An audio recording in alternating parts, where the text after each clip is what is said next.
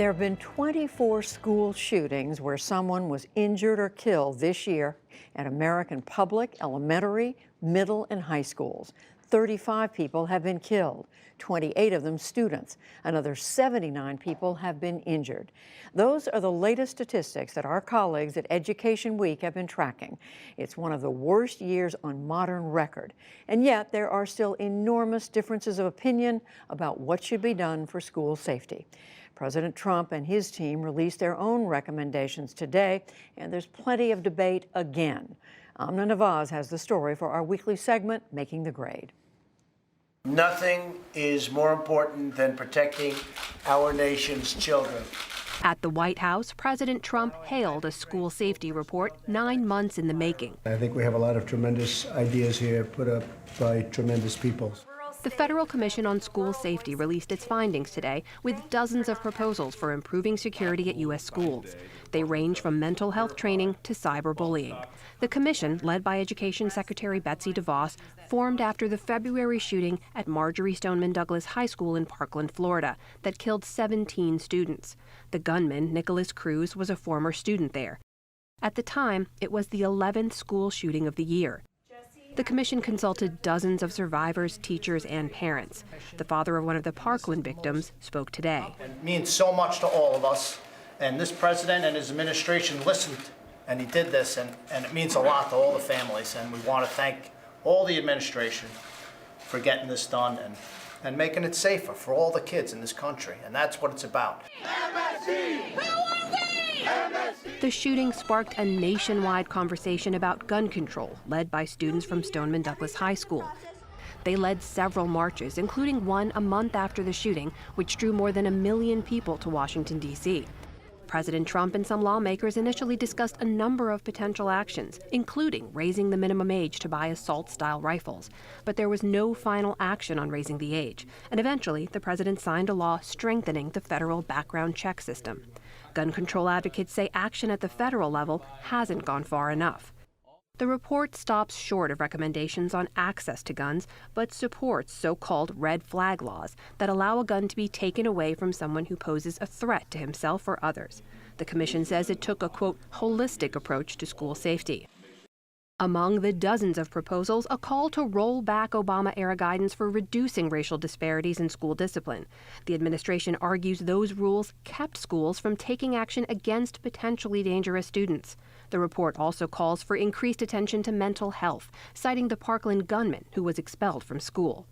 The two previous secretaries of education, John B. King and Arne Duncan, released a statement calling the rollback proposal, quote, beyond disheartening and shameful.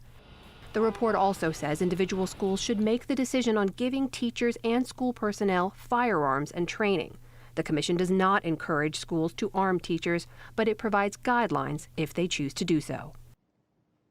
For the first of our two reactions to Secretary DeVos's report, I'm joined by Catherine E. Lehman, chairwoman of the U.S. Commission on Civil Rights. During the Obama administration, she was Assistant Secretary for Civil Rights at the U.S. Department of Education, where she oversaw and signed the student disciplinary guidelines that are being rescinded by today's report. Welcome to the NewsHour. Thank you, Amna. So the goal of this report was basically to make schools safer. You've taken a look at it.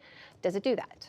The report has absolutely nothing to do with making schools safer. It expresses animus toward actually protecting students from discrimination, which is a core federal responsibility, but it does not take steps that will make students safer in school, and so it's a massive misstep while also enshrining discrimination. The animus you're talking about, that is the rolling back of those Obama-era guidelines about disciplinary actions, right? The argument there from the administration is that, look, that prevented teachers from taking actions they needed to take against potentially dangerous students. What do you make of that? That argument is absolute nonsense, including in the specific context that this commission was investigating. In the Parkland shooting context, that student had been disciplined. That student's disciplinary record had absolutely nothing to do with the external school shooting, which is a travesty, which is terrifying for every parent, of whom I am one, for students in schools, and this commission did not take steps to figure out how to make sure that students are safe. You just dig into this one example, though, we've heard even from some of the victims' parents who said the shooter in this case in Parkland wasn't disciplined as well as he should have been. There wasn't any record of him going into this alternative detention program, and he couldn't be flagged. Do you think that there were failings there that are addressed by this report?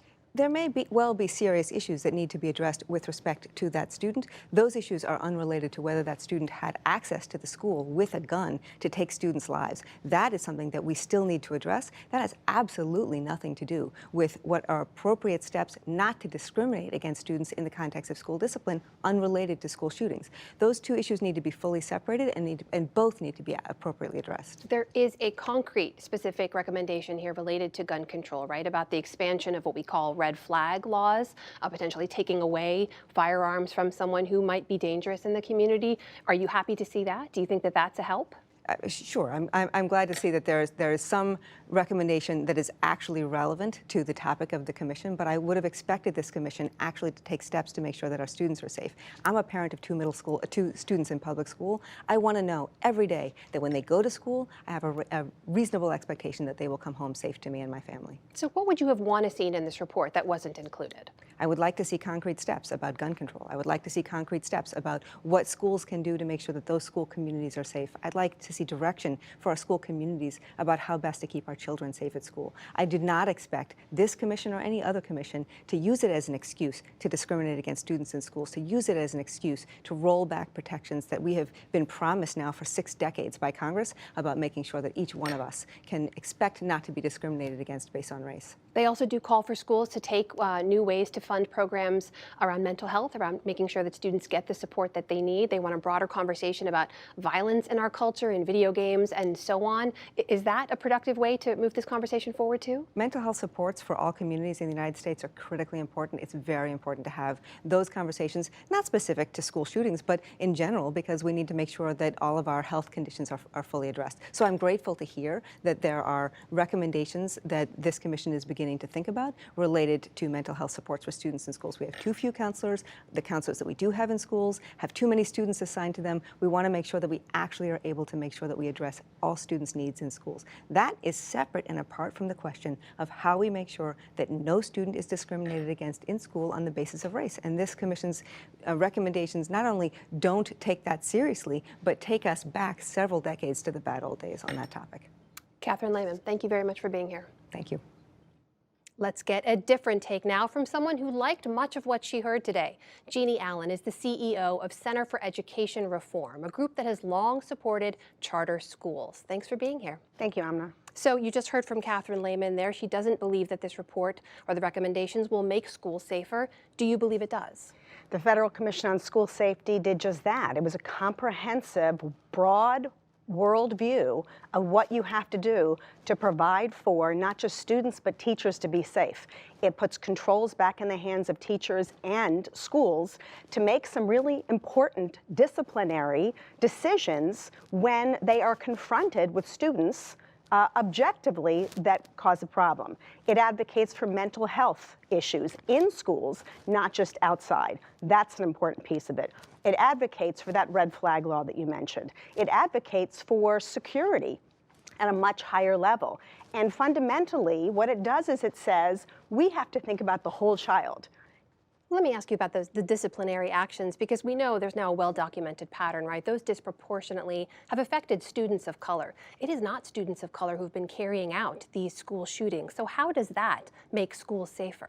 Well, so the most important thing we have to understand about when the federal government throws down a dictate is that schools and teachers get very fearful about everything they do. So it's not about race and color. The issue in the Obama era discipline policy, so well-intentioned, and I so respect Catherine and Secretary King and Secretary Duncan who put that in place. They were well-intentioned, but the problem is that when you fail to realize that the children coming to school who are causing discipline issues also have other background issues, right?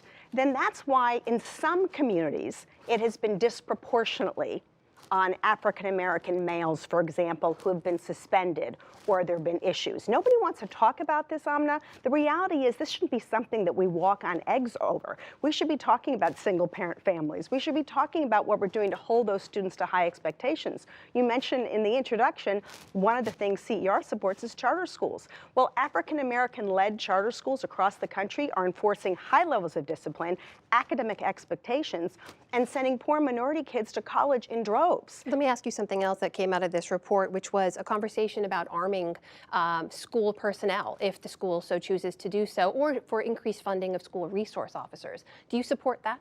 One of the things I liked about the report is it talked about some of the military, retired military, troops to teachers, and bringing in some of our law enforcement people who are no longer on the street, so to speak, in helping protect schools. You believe that would make schools safer? I think that would absolutely make schools safer. I think it's talking about a holistic community approach to bringing everybody around our kids into the equation and not leaving things on the table that perhaps would really go a long way to reporting and providing for safe, disciplined, and academically rich schools. Let me ask you about that holistic approach, though, because this isn't the first time we've had a report from an administration after a school shooting, right? This is now the third consecutive administration in response to a shooting that's put forward recommendations. What do you think it will take for parents out there who just want to know their kids are safe? What will it take to actually bring about meaningful change that I think we can all agree even this report does not lead to immediately? And it's unfathomable to think that we actually have to think this way, right? And the parents and students who have had to endure these tragedies is awful.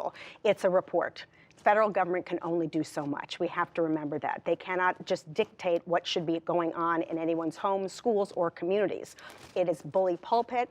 It is to lead a discussion. It is to bring these ideas. It is to make us do things and act differently and do so with a sense of urgency. But fundamentally, it is parents, teachers, communities, and our lawmakers who have to come together on this. Without this bipartisan bickering, and who did this and who's not treating our kids in a certain way. We've got to put that aside. And so what it's going to take is active parent engagement, schools that work, schools that aren't huge and amorphous, opportunities to get educated in lots of different and new ways that technology makes possible, and fundamentally allowing teachers to actually call out students when they're doing something wrong. Jeannie Allen, thank you very much for your time. Thank you, Amna.